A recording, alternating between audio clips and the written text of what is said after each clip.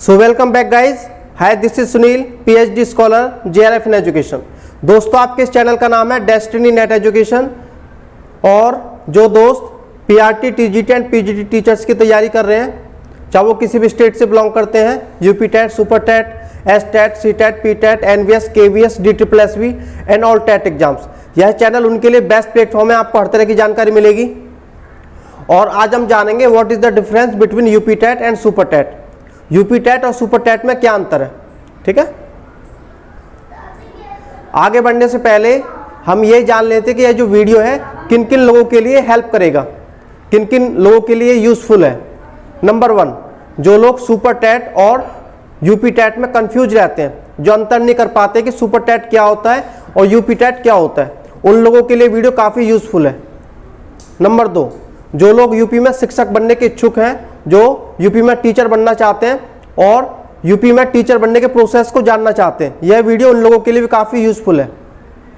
Number 3, यदि आप other state के हैं और यूपी में टीचर बनने के इच्छुक हैं और टीचर बनने के प्रोसेस को जानना चाहते हैं, तो यह वीडियो उन लोगों के लिए भी काफ़ी यूजफुल है। आगे बढ़ने से पहले हम सी टेट, यूपी टेट और सुपर टेट के बारे में जानेंगे। अब देखो, सी टेट, यूपी टेट और सुपर टेट, इन तीनों में कुछ समानता है और कुछ असमानता है। तो सबसे पहले हम समानता की बात करते हैं। तीनों में जो कुल प्रश्नों की संख्या है वो बराबर रहती है। तीनों में कुल प्रश्नों की संख्या 150 है, टोटल नंबर ऑफ क्वेश्चंस, ठीक है। यदि हम कुल अंक की बात करें तो तीनों में कुल अंक समान होते हैं, मतलब 150, ठीक है। यदि आपके क्वेश्चन 150 हैं तो इस हिसाब से एक क्वेश्चन आपके 1 नंबर को होता है, तो 150 क्वेश्चन आपके 150 नंबर के होते हैं। ये बात होगी समानता की, ठीक है। अब हम बात करते हैं विषय की, सब्जेक्ट की, ठीक है। विषयों की संख्या, नंबर ऑफ सब्जेक्ट। अब सी टेट के अंदर आपके 5 विषय होते हैं और यूपी टेट के अंदर आपके 5 विषय होते हैं, लेकिन सुपर टेट के अंदर आपके 10 विषय होते हैं, ठीक है। तो यहाँ ये असमानता है। सी टेट के अंदर आपके 5 सब्जेक्ट होते हैं और यूपी टेट के अंदर आपके 5 सब्जेक्ट होते हैं, लेकिन सुपर टेट के अंदर आपके 10 सब्जेक्ट होते हैं, ठीक है।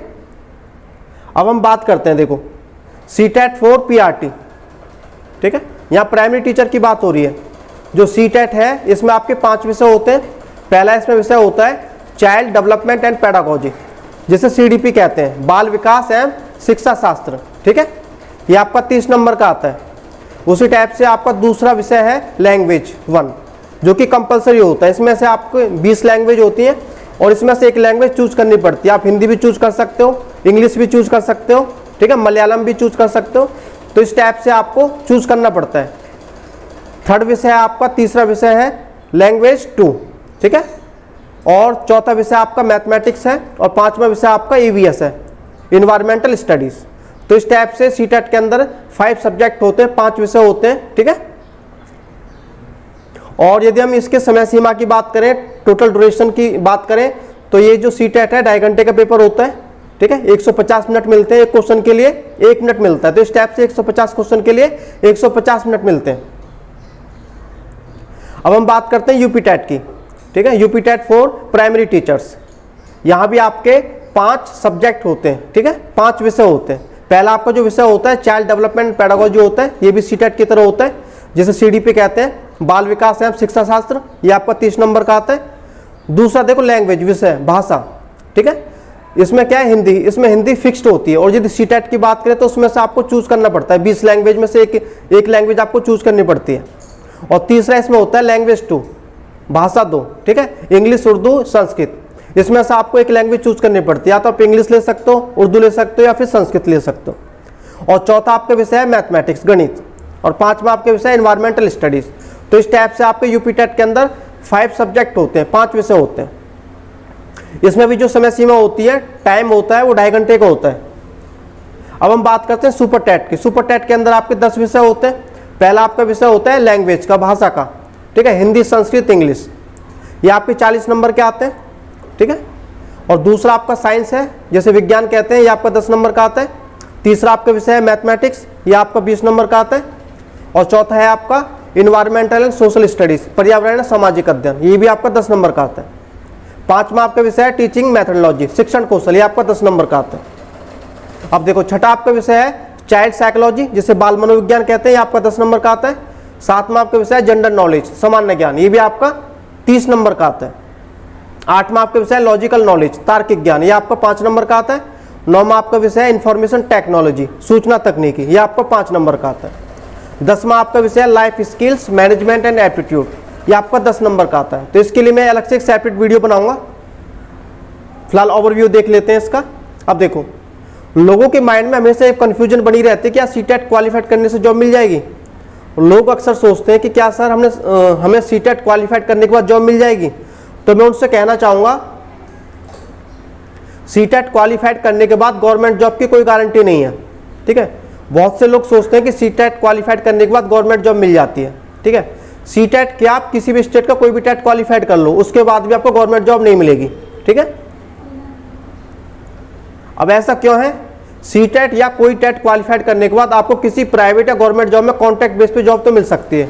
मान के चलो कि आपने सीटेट क्वालिफाइड कर लिया, ठीक है, और किसी स्टेट का, किसी अदर स्टेट का टेट भी क्वालिफाइड कर लिया, तो आपको प्राइवेट या गवर्नमेंट स्कूल में कॉन्ट्रैक्ट बेस पर 6 महीने के लिए, 1 साल के लिए जॉब तो मिल सकती है, लेकिन आप गवर्नमेंट टीचर नहीं बन सकते। गवर्नमेंट टीचर बनने के लिए आपको और संघर्ष करना पड़ेगा और मेहनत करनी पड़ेगी, ठीक है। अब देखो, सीटेट क्वालिफाइड करने के बाद गवर्नमेंट जॉब पाने के लिए क्या करना होगा, ठीक है। यदि सीटेट क्वालिफाइड करने के बाद गवर्नमेंट जॉब नहीं मिलती है, तो सीटेट क्वालिफाइड करने के बाद गवर्नमेंट जॉब पाने के लिए क्या करना होगा। इसके लिए आपको अप्लाई करना होगा किसमें, KVS में, केंद्रीय विद्यालय समिति में, DSSB में, Delhi subordinate service selection board में, NVS में, नवोदय विद्यालय समिति में, आर्मी स्कूल्स में, ठीक है। जब भी आपकी वैकेंसी निकलती हैं, चाहे वो KVS में निकले या NVS में या DSSB में या फिर आर्मी स्कूल में या फिर आपकी सुपर टेट में, ठीक है, तो वहाँ आप अप्लाई कर सकते हैं। इसके बाद आपको गवर्नमेंट जॉब मिल जाएगी। अब हम बात करते हैं यूपी टेट क्वालिफाइड करने के बाद गवर्नमेंट जॉब पाने के लिए क्या करना होगा। जैसे कि सीटेट क्वालिफाइड करने के बाद गवर्नमेंट जॉब नहीं मिलती है, उसी टाइप से यूपी टेट क्वालिफाइड करने के बाद भी गवर्नमेंट जॉब नहीं मिलती है, ठीक है। तो यूपी टेट क्वालिफाइड करने के बाद गवर्नमेंट जॉब पाने के लिए क्या करना होगा, इसका एक ही जवाब होगा, आपको सुपर टेट में अप्लाई करना होगा, सुपर टेट एग्जाम देना होगा, ठीक है। अब देखो, सुपर टेट एग्जाम कौन दे सकते हैं। अब एक बच्चों के मन में क्वेश्चन होता है, क्या सर सीटेट क्वालिफाइड के बाद सुपर टेट दे सकते हैं हम, ठीक है। जिन्होंने सीटेट क्वालिफाइड किया हुआ है, क्या वो सुपर टेट का एग्जाम दे सकते हैं। मैं उनसे कहूँगा हाँ बिल्कुल दे सकते हैं। यूपी टेट वाला भी सुपर टेट का एग्जाम दे सकता है और सीटेट वाला भी सुपर टेट का एग्जाम दे सकता है। दोनों एलिजिबल हैं, दोनों के पास पात्रता है इस एग्जाम को देने की। अब देखो, अगला क्वेश्चन है, क्या सुपर टेट की फाइनल मेरिट में यूपी टेट के अंक जुड़ते हैं, यूपी टेट के अंक काउंट होते हैं, सी टेट के अंक काउंट होते हैं, ठीक है। बच्चों के माइंड में क्वेश्चन रहता है कि क्या सर जो सुपर टेट की फाइनल मेरिट लिस्ट बनती है उसमें यूपी टेट के जो अंक हैं, मार्क हैं, वो काउंट होते हैं नहीं होते। तो मैं उनसे कहूँगा काउंट नहीं होते हैं, ठीक है। जो सुपर टेट की फाइनल मेरिट लिस्ट होती है उसमें यूपी टेट के अंक काउंट नहीं होते हैं, ना तो यूपी टेट के अंक काउंट होते हैं, ना सी टेट के अंक काउंट होते हैं, ठीक है। जो सुपर टेट की फाइनल मेरिट लिस्ट होती है वो आपके एकेडमिक बेस का 40% और 60% होता है लिखित एग्जामिनेशन का, ठीक है। 40% एकेडमिक बेस और 60% लिखित परीक्षा रिटन एग्जामिनेशन, ठीक है। इस बेस पर आपकी सुपर टेट की फाइनल मेरिट लिस्ट बनती है। अब देखो, आपका जो एकेडमिक रिकॉर्ड है वो कैसे होगा।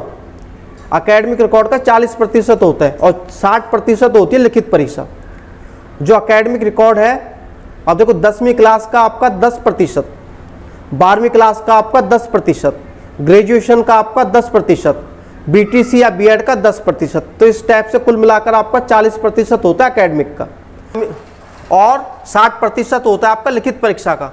मैं उम्मीद करता हूं कि आपको ये बातें समझ में आ रही होंगी।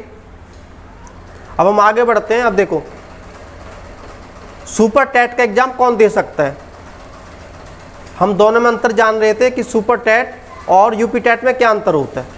अब देखो, सुपर टेट का एग्जाम कौन दे सकता है, जिन्होंने सी टेट क्वालिफाइड किया हो या फिर यूपी टेट क्वालिफाइड किया हो, दोनों सुपर टेट का एग्जाम दे सकते हैं, ठीक है।